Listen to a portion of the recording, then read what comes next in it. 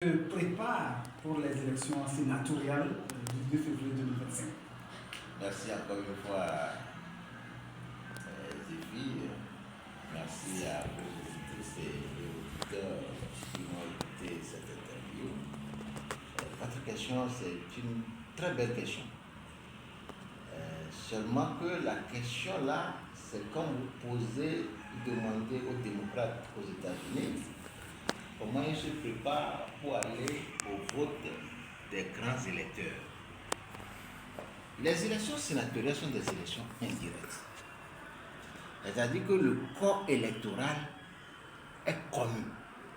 Et dans notre cas, pour les élections sénatoriales, c'est les conseillers communaux et les conseillers régionaux qui vont élire le sénateur.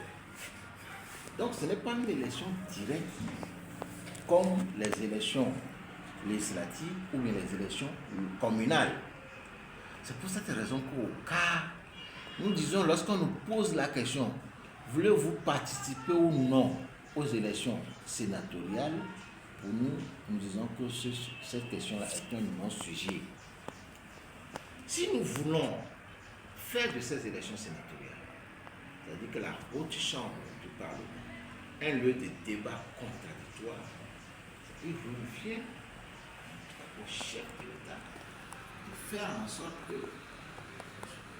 l'opposition et le parti au pouvoir se discutent et trouvent un terrain d'entente pour que ces élections-là, une fois faites, soient un lieu de débat contradictoire. Alors, clairement, Monsieur le Président, le cadre ne sera pas assez sénatorial.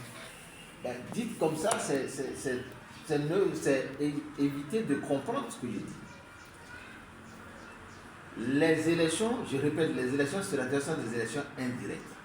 Est-ce qu'aujourd'hui, le cas a suffisamment de conseillers communaux pour prétendre gagner les élections sénatoriales? Voilà la question. La question me met là-bas. Si le cas avait des conseillers communaux au nombre suffisant pour prétendre gagner les élections sénatoriales dans une préfecture ou dans une préfecture, pourquoi pas? Mais aujourd'hui, la situation est compliquée. Lorsque vous prenez tout ce qui est sur le terrain du territoire, c'est l'UNI qui a la majorité. Si tel est le cas, il revient alors à ce parti qui a la majorité de faire en sorte que ces élections-là, si on veut aller à ces élections, on trouve des moyens, des voies de moyens pour s'asseoir, discutons et puis allons de là. Alors, c'est finalement un boycott. Est-ce que vous sera profitable? On ne peut pas dire que c'est un boycott.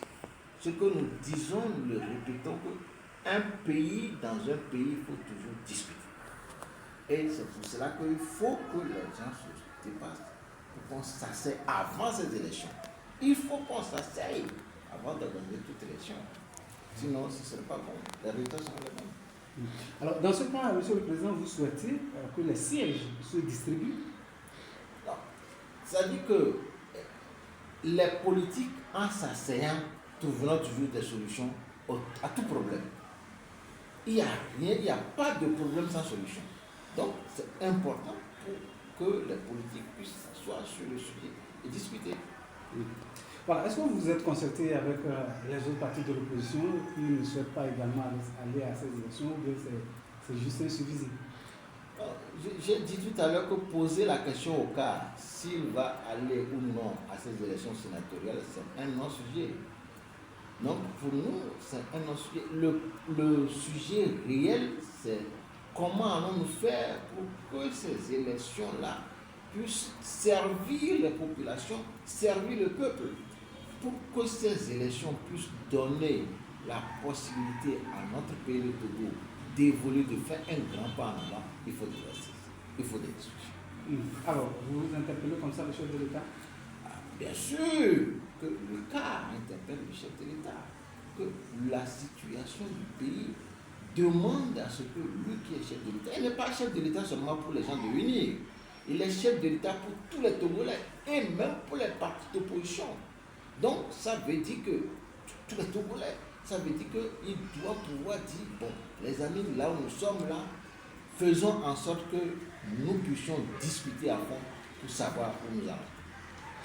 Voilà, s'il arrivait que le chef de l'État nomme des membres du CAR, vont-ils siéger? Parce qu'il n'a pas dit, la loi ne dit pas que forcément le chef de l'État doit nommer seulement les membres de son parti. Est-ce que si jamais le chef de l'État nommait des membres du CAR, allez-vous siéger au Sénat? Merci encore pour la question. Ça veut dire que vous résumez seulement la situation togolaise à des intérêts personnels. Non, la situation togolaise va dépasser l'intérêt personnel. Il faut que la situation togolaise soit d'intérêt général. Donc, nommer quelqu'un du CAR ou pas, ce n'est pas ça le problème.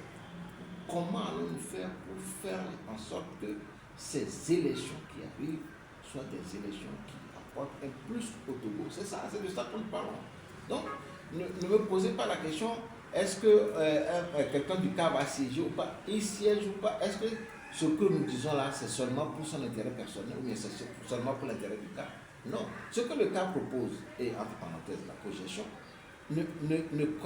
n'est pas seulement destiné au CAR. Non, loin de là. La cogestion dont le CAR parle va au-delà. Donc les gens nous disent pourquoi nous proposons la cogestion et nous disons nous ne voulons pas aller aux élections sénatoriales. Non, il n'y a pas de contradiction.